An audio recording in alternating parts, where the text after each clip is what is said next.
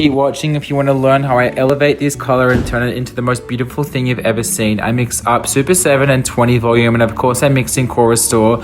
I started highlighting around the face first. As always, I like to do this because it gives you way more control over how strong or not strong I want the face frame to be. After I did the very first part of the face frame, I then moved around to the neckline. Her hair was previously lightened and then she went dark, so with the tip out I didn't go too heavy. I wanted it to be super soft.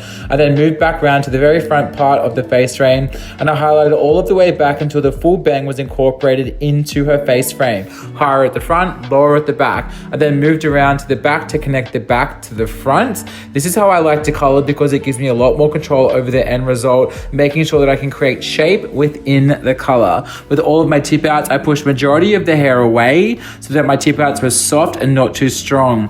I then rinsed out the highlights, applied Colour Restore Part 2 balm, shampooed that out with fine intellect to rebalance the pH level of the hair. Then I used the Power Base mask to fill in any holes in the hair to give me an even deposit of color.